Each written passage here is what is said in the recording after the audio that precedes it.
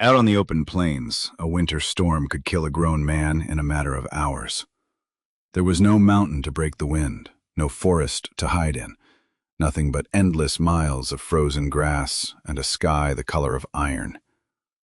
The wind came screaming across the flat land like a living thing, sharp enough to cut, cold enough to stop a heart. And the snow moved sideways in blinding white walls. Out there, the cold did not just make you suffer, it hunted you. And yet, step through a small opening in a structure made of nothing but animal hides and wooden poles, and everything changes. Inside, a family sits warm and dry. A small fire glows in the center. Children sleep soundly while the storm throws itself against the walls and loses. Let that sink in for a moment. While the most powerful blizzard on the continent raged just inches away, these people were comfortable. It is easy to glance at a teepee and dismiss it as something primitive, a humble tent, a relic of a vanished age. But that is the great deception. And it is a costly one, because this so-called tent defeated a killing cold that would overwhelm many modern brick houses today. The engineers of our time have fancy technical names for the things a teepee quietly accomplishes, yet the people of the Great Plains mastered every one of them centuries earlier, with no blueprints, no instruments, no science labs. Nothing but sharp eyes, long memory, and generations of hard-won wisdom passed from hand to hand. And here's the secret that will pull you all the way to the end of this story. The warmth inside that lodge did not come from the fire. Read that again, not from the fire. It came from something invisible, something you could not see and could barely feel. And we will finally give that hidden force a name before we are through. But the greatest surprise of all is who engineered this marvel.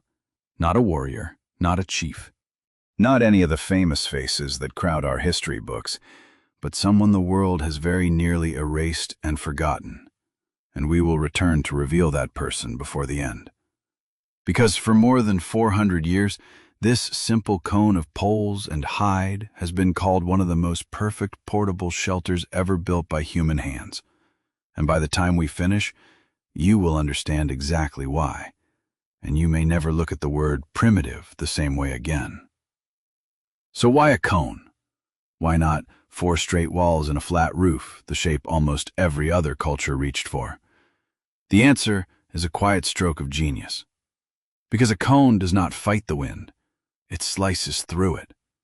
Where a flat wall catches the full force of a gale and shudders against it, the sloping sides of a teepee let the wind slide up and over, giving it nothing solid to push against. And the people of the plains took this even further. They tilted the entire structure slightly toward the east, making the back steeper than the front, so the rear could brace against the punishing west winds that swept across the grassland day after day. The doorway, too, was almost always set facing east, turned away from those prevailing winds, and open to the first warm light of the rising sun. Nothing about this design was accidental. Even the materials came from a single source, the great animal that shaped their entire world. The buffalo gave them nearly everything. Its tanned hides became the cover of the lodge, and a shelter 15 to 16 feet across might take 13 to 16 of those hides sewn together. The poles came from lodgepole pines, chosen because they grew tall and straight and needed little trimming. The very animal they hunted for food also gave them the roof over their heads. And because their lives followed the bison herds across hundreds of miles, their homes had to move with them. When it was time to go, those same lodge poles were lashed to a horse, or, in older days, a dog, and turned into a travois, a simple dragging frame that carried the hides and belongings to the next camp. The house became the very vehicle that carried itself. Out on that wind-swept sea of grass, the teepee stood firm like a ship cutting through waves, fragile in appearance yet unshakably strong. But the shape was only the outer shell. The real magic began the moment they lit a fire inside, and somehow the smoke never choked a soul. Now we arrive at the problem that should have made the whole thing impossible. Light a fire inside an enclosed space, and in most cases, you are choosing a slow death by smoke. Fill a sealed tent with the fumes of an open flame, and the air quickly turns deadly. Yet the people of the Great Plains lit fires in the very center of their lodges night after night, and they solved this deadly puzzle with a stroke of pure genius. Look to the very top of the teepee, and you will find its most brilliant feature: two smoke flaps reaching up from the peak, so distinctive that they came to be called the ears or the wings. Each flap could be moved from outside by its own long pole, and the family would swing them into position depending on the wind, setting them at just the right angle to create a perfect upward draft.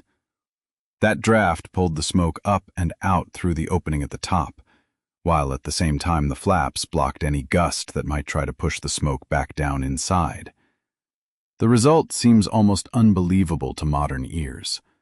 A fire burning right in the middle of the floor, and yet the air inside stayed clear and breathable. And these ears did more than clear the smoke. When rain or snow came driving down, the flaps were closed tight to seal out the wet. When the summer heat pressed in, the bottom edges of the cover were rolled up to let a cool breeze flow straight through, turning the same shelter into a natural air conditioner. In truth, they had built a chimney with an adjustable valve, but a chimney made entirely of animal hide and wooden poles, controlled by hand and by a deep, practiced reading of the wind. And yet, pulling the smoke away was not nearly enough to survive a cold that could plunge to 40 below. The real secret of their warmth was hidden in a second curtain, one the eye could easily miss. Step inside once more and look closely at the walls, because there is a second layer here that most people would never notice. Running all the way around the interior, rising about 6 feet from the ground, hangs an inner curtain, a lining the tribes called the dew cloth, or ozan.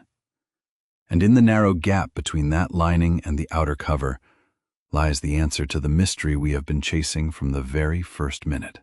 That gap traps a layer of still, motionless air, and that trapped air is the invisible force, the secret that kept them warm. It is exactly the same principle we use today in double-pane windows, where a pocket of sealed air becomes a barrier the cold cannot easily cross. In the depths of winter, they would even stuff that space with dry grass to make the insulation stronger still. And this single, clever layer did 3 jobs at once. It held the warmth inside against the killing cold. It pulled a current of fresh air up from the bottom to feed the fire and lift the smoke away, working hand in hand with the draft from those flaps above. And it stopped the moisture that gathered on the cold outer cover from dripping down onto the people sleeping below. The details went further than you would ever expect. Small wooden pegs fixed to the poles guided rainwater down along that gap between the 2 layers, sending it straight to the ground and out, keeping the inside bone dry. And when a storm sealed the lodge up tight, air to feed the fire could be drawn in through a channel buried beneath the earth.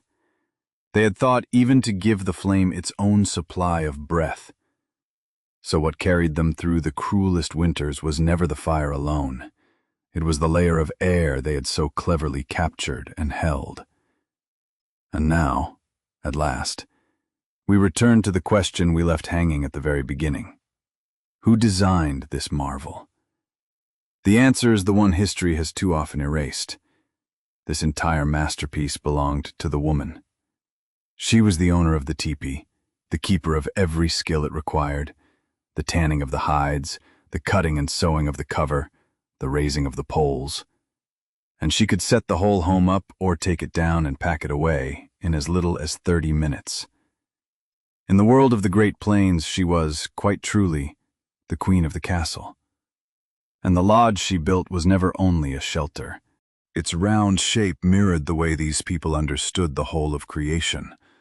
The circle of the sun, the circle of the moon, the endless turning of the seasons and of life itself.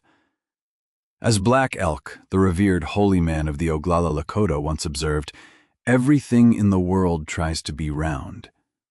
The teepee was a home, yes, but it was also a sacred symbol of a people's place within the universe. And we should be clear about what we are looking at. This was not luck, And it was not simple instinct. This was real science and real engineering, tested and refined and handed down across countless generations on that very same unforgiving land. We build towers of steel and glass and call them marvels, yet the deepest intelligence often hides inside the simplest, quietest things. The Tipi reminds us that brilliance does not need to announce itself to be extraordinary. So picture that family once more, warm and safe as the blizzard howls in the dark. That shelter still stands, not by chance, but through the wisdom of a people who learned to make the wind, the smoke, and the very air itself obey.